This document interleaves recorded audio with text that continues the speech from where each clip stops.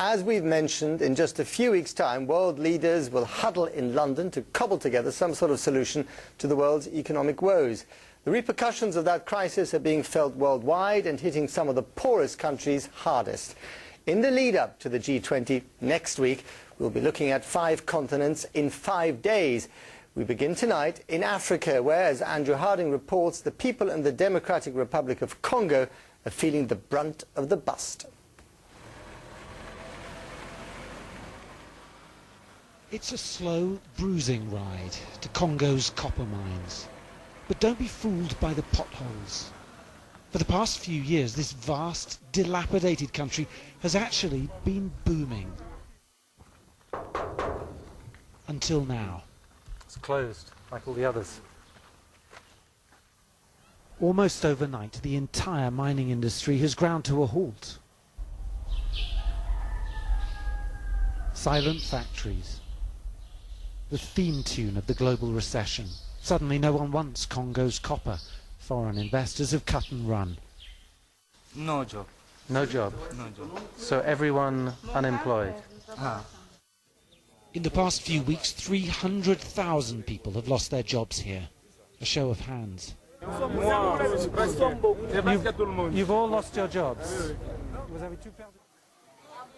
Among those struggling, Adelaide Kihoho, with a family of 9 to support. We were told the world's great powers are to blame. But it's you who's suffering. Yes, he says, I'm suffering for now.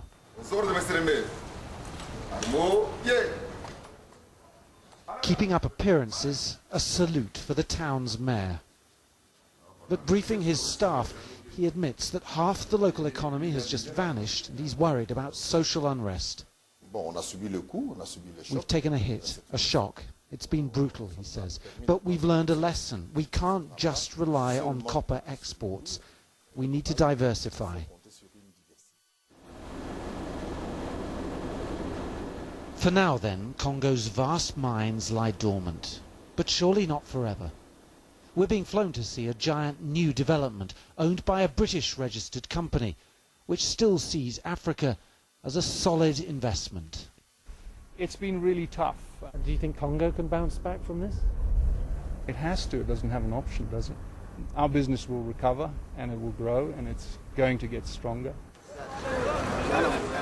Congo has survived through years of conflicts and turmoil. Somehow it'll get through this new challenge as well. Africa is an incredibly resilient place. But there's no doubt that this new economic crisis is already bringing misery to millions of people here.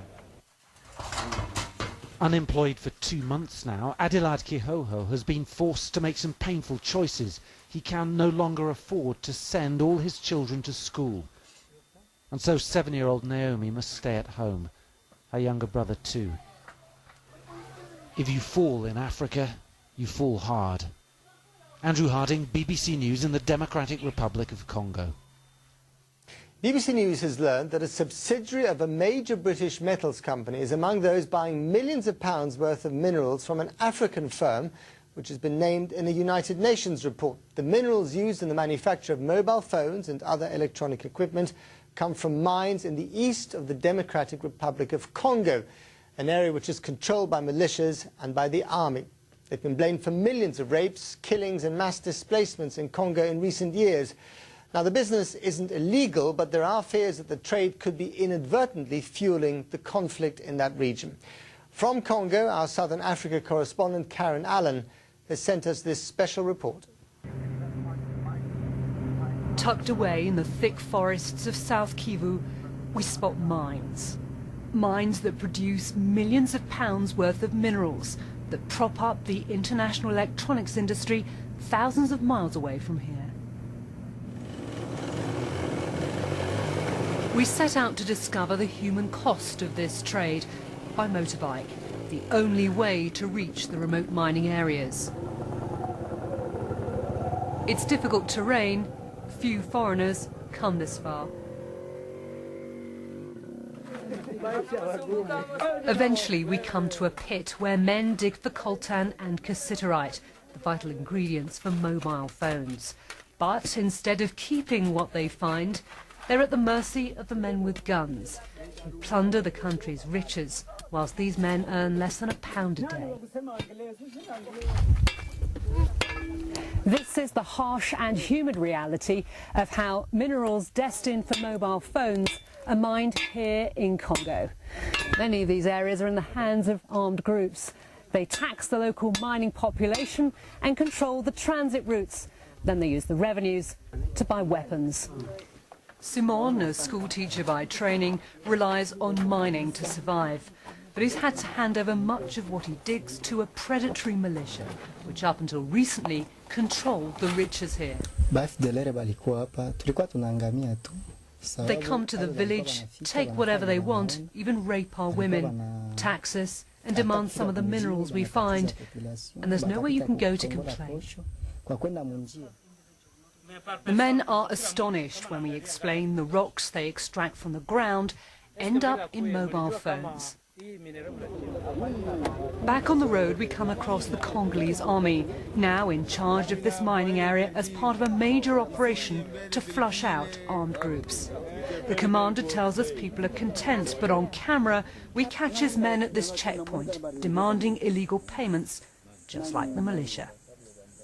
People carrying minerals must pay taxes here to those soldiers before they cross the bridges. These are army, this is Congolese army. They're behaving in exactly the same way as the rebels. In the area where there is minerals, you cannot distinguish who is for the national army, who is a rebel.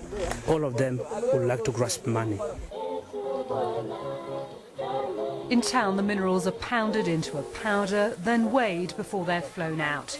At the airstrip, I counted 200 bags. Their value at least £30,000.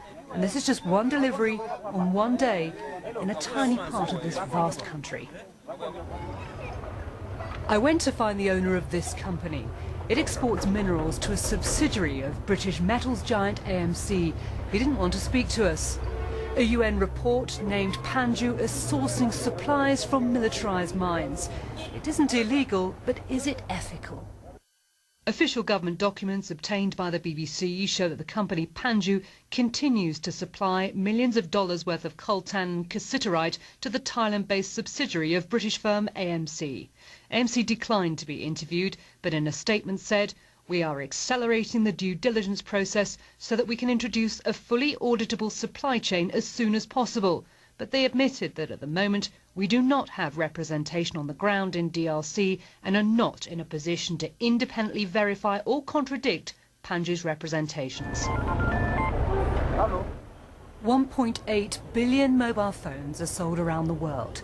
Now international firms thousands of miles from here are under pressure to send a clear message that business links to Congo's bloody conflict will not be tolerated. Karen Allen, BBC News, Eastern Congo. Their instruments are made from scrap and the core of the band play in wheelchairs. But none of this has stopped the musical talents of staff Benda Balili from reaching the world. The Congolese street musicians have won international acclaim for their songs. They carry social messages like encouraging people to vote or getting vaccinated against polio, the disease which left many of them handicapped. But in the process, they've also produced some really great tunes. Tom Burridge went to hear them play in London.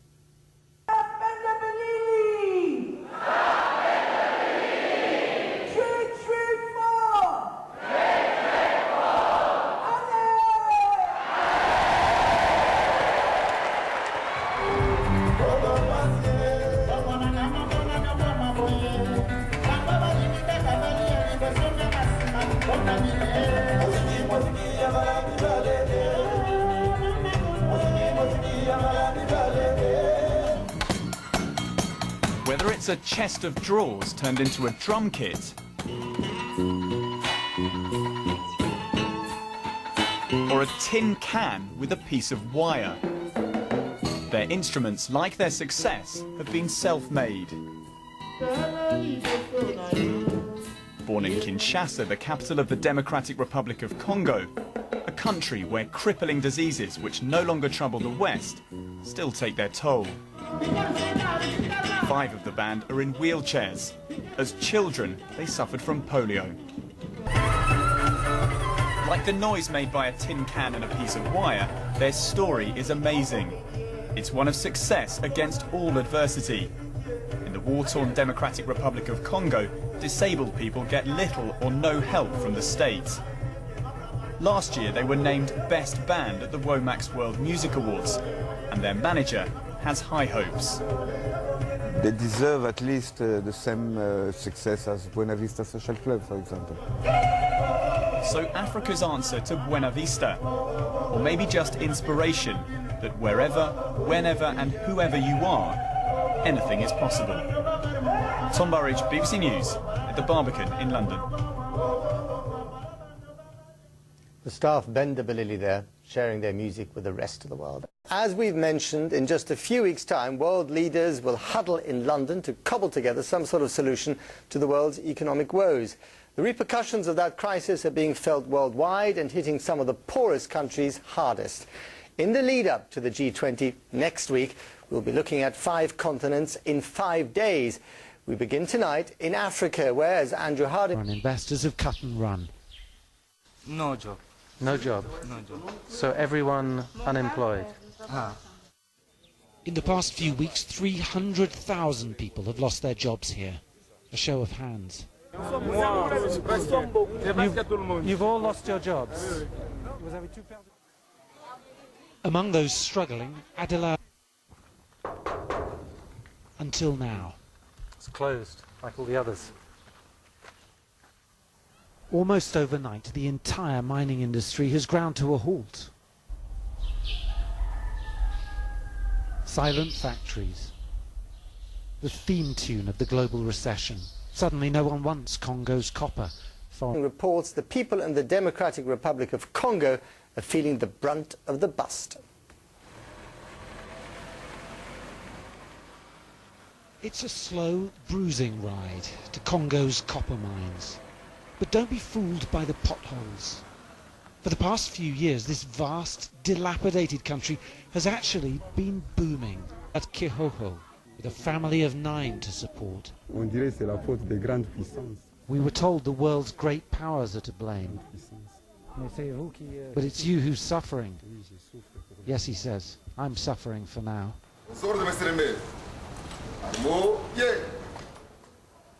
Keeping up appearances, a salute for the town's mayor.